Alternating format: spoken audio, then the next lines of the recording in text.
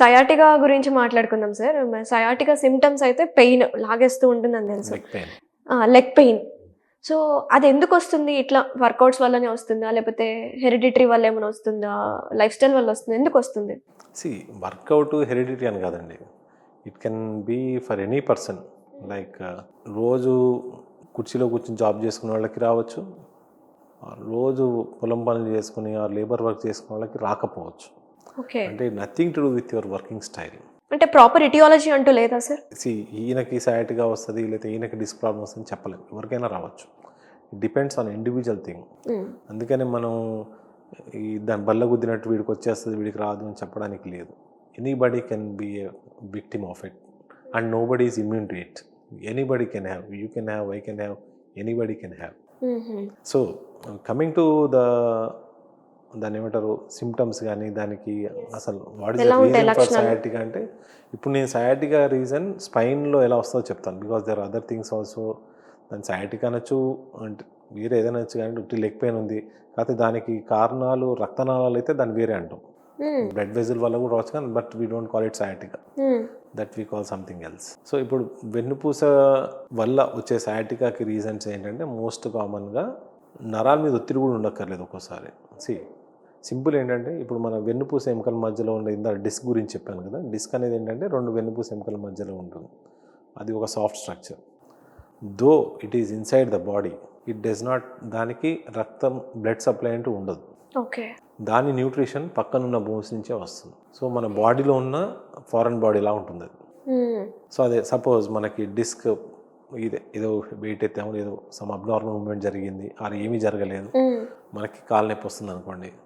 Wheel evaluate first depending on the వాళ్ళకున్న సివియారిటీని బట్టి మనం అప్పుడే ఇన్వెస్టిగేట్ చేస్తాం. లేదా వాళ్ళు ఓకే అనుకుంటే maybe will give a trial of medical management, కొన్ని రోజులు మందులు వాడుకోండి చూడండి అని చెప్తాం. ఇనీషియల్ ఒక్కోసారి ఏంటంటే మనకు కనిపించేది ఏంటంటే డిస్క్ నరాన్ని ఒత్తుతున్నప్పుడు మనకి దాన్ని ఏమంటారు ఈ కాళ్ళు అవుతూ ఉంటుంది. ఎందుకంటే ఈ కాళ్ళు ఏంటంటే ఈ వెన్నుపూస, ప్రతి వెన్నుపూస ఎముక మధ్య నుంచే మనకి కాళ్ళలోకి వచ్చే నరాలు ఉంటాయి. అంటే ఇవన్నీ ఒక 5-6 నరాలు కలిపి ఒక నరం అవుతుంది. దాన్ని సయాటిక్ నర్వ్ అంటాం, ఒకదాన్ని ఫిమోరల్ నర్వ్ అంటాం. ఇది ఈ మన తొడ వెనుక భాగం నుంచి కింది దాకా సప్లై అవుతుంది. ఇవన్నీ ఎక్కడంటే నడుములో ఫామ్ అవుతాయి ఈ నరాలన్నీ. సో ఈ వెన్నుపూస మధ్యలో ఉన్న డిస్క్ నరాన్ని ఒత్తినప్పుడు ఆ కాల్లోకి రేడియేట్ అవుతుంది pain. That is what you call sciatic pain. ఎలా తగ్గించుకోవచ్చు సార్ ఈ సయాటిక్ పెయిన్ని? డిపెండ్స్ అండి. అంటే most of the time it's a medical management ఉంది. మోస్ట్ ఆఫ్ ద టైమ్స్ నడుములో అయితే 80-85% మెడికల్ మేనేజ్మెంట్ చేస్తాం. మెడలో దాన్ని సయాటిక్ అనం, దాన్ని బ్రెకాలజియా అంటాము. అది యూజువల్ 90-95% తగ్గిపోతుంది మందులతోటి. సో నేను కమింగ్ బ్యాక్, ఈ డిస్క్ అనేది మనం ఫారెన్ బాడీ అని చెప్పాను కదా. So when it comes out then the body reacts like, దాన్ని ఫారెన్ బాడీ రియాక్షన్స్ అంటాం కదా.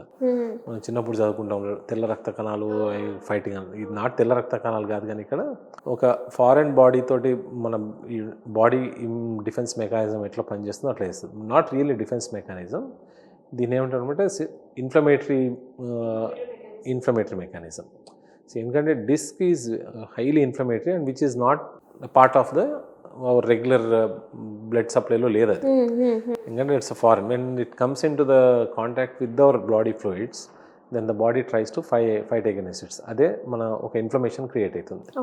దానివల్ల ఇది లాగుతూ ఉంటుంది. అది ఎప్పుడు దాని జస్ట్ టేర్ ఉన్నప్పుడు, యాన్యులార్ టేర్ అంటే ఆ డిస్క్ చుట్టూ ఒక పొర ఉండి ఆ పొర నుంచి మెటీరియల్ బయటకు వచ్చినప్పుడు దాన్ని యాన్యులార్ టేర్ అంటాం. రెండోది ఏంటంటే డిస్క్ మొత్తం బయటకు రావచ్చు ఒకసారి. బయటకు వచ్చేసి అసలు నరానికి కంప్లీట్గా మూమెంట్ లేకుండా ఆపేస్తుంది. దాన్ని డిస్క్ ప్రొలాప్స్ అంటాం. డిస్క్ ప్రొలాప్స్లో కూడా స్టేజెస్ ఉంటాయి, 4 స్టేజెస్ ఉంటాయి. దాంట్లో 3rd and 4th are significant. Extruded disc and sequestered disc అంటాం. ఎక్స్ట్రూడెడ్ డిస్క్ బయటకు వస్తుంది కానీ ఇంకా లోపల డిస్క్ తోటి కాంటాక్ట్లో ఉంటుంది. అది కొంచెం ఇంకా ఎక్కువ ఇబ్బంది పెడుతుంది. ఎందుకంటే మనం కదిలినప్పుడల్లా అది ఒక పడుకున్నప్పుడు లోపలికి వెళ్ళి మనం కూర్చున్నప్పుడు వెనక్కి వచ్చేస్తుంది. It will bother you badly. కొంతమంది అసలు నుంచోలేకపోతూ ఉంటారు సార్. నుంచోలేకపోతున్నాం, కూర్చోలేకపోతున్నాం అంటారు. వీళ్ళకైనా పైల్స్ ప్రాబ్లమ్ అనుకుంటూ ఉంటారు. బట్ అమ్మ అస్సలు కూర్చోలేకపోతున్నాం మేము, అంత పెయిన్ వస్తుందంటారు. అది ఏ ప్రాబ్లం అన్నట్టు మనం అడ్రెస్ చేయాలి? అంటే వెన్నుపూసకి అంటే స్పైన్ సంబంధించి చూసుకుంటే హ్మ్. ఈ నరాల మీద ఎక్కువ ఒత్తిడి ఉన్నప్పుడు అంత ఇబ్బంది పడతారు వాళ్ళు. ఎందుకంటే that posture is not decent enough to bear the load. Okay. అందుకని అంత ఇబ్బంది పడుతూ ఉంటారు వాళ్ళు. బేసికల్లీ కూర్చోవడం కూడా ఓకే కానండి, వాళ్ళు ఒక 2-3 నిమిషాలు నుంచోవడం కానీ, ఇక్కడ నుంచి ఒక 100 గజాలు నడవాలన్నా కానీ ఇబ్బంది పడిపోతుంది. They try to see for a chair కూర్చోవడానికి. సో ఇలాంటి పరిస్థితిలో ఉన్న వాళ్ళు యూజ్ అవి బ్రేసెస్ లాగా యూజ్ చేస్తుంటారు.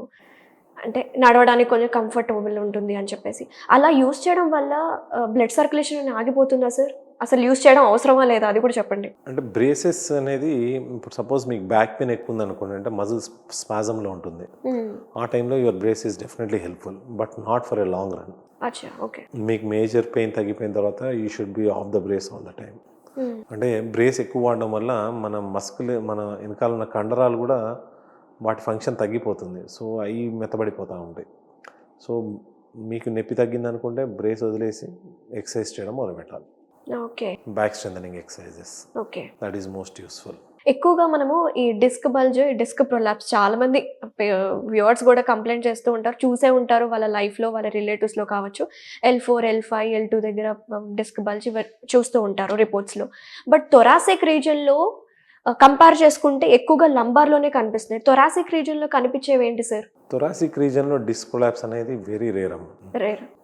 నువ్వు if you're a big practitioner also, నువ్వు సంవత్సరానికి 3-4 కన్నా ఎక్కువ చూడవు. Reason sir? Because thoracic spine అనేది బాగా స్టేబుల్గా ఉంటుంది. అంటే వెన్నుపూస ఎముకని మన చుట్టుపక్కల పక్క ఎముకలు రిప్స్ మనం ప్రొటెక్ట్ చేస్తూ ఉంటాయి. సో అక్కడ మూమెంట్ ఏమి ఉండదు. ఓకే. నడుములో మూమెంట్ ఎక్కువ ఉంటుంది కదా, అందుకనే అక్కడ వెరీ కామన్గా ఉంటుంది.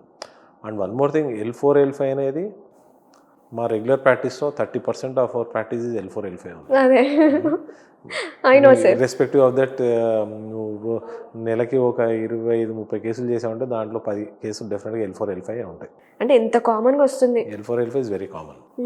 ఎందుకంటే it's penultimate segment. Ultimate segment L5S1, అంటే లాస్ట్ సెగ్మెంట్, దానిపైన సెగ్మెంట్ L4, L5.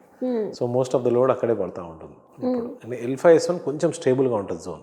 మేల్స్లో అయితే L5S1 చాలా స్టేబుల్ ఉంటుంది. L4, L5 కొంచెం మూమెంట్ ఎక్కువ ఉంటుంది. అంటే L5S1ని మన పెల్విస్ సపోర్ట్ చేస్తూ ఉంటుంది. పెల్విస్ జస్ట్ పైన ఉండేదే L4, L5. సో దాని మీద లోడ్ ఎక్కువ పడుతూ ఉంటుంది. అక్కడ నర్వ్ కంప్రెషన్స్ కూడా ఎక్కువ జరుగుతూ ఉంటాయి. ఎక్కడ డిస్క్ ప్రొలాప్స్ అయినా నర్వ్ కంప్రెషన్ జరగచ్చు. L4, L5 మోస్ట్ కామన్గా ఉంటుంది. అక్కడైనా ఏంటంటే ఇప్పుడు L4, L5 డిస్క్ అంటే మన బేసికల్ L5 డిస్క్ మీద లోడ్ పడాలి, L5 నర్వ్ మీద.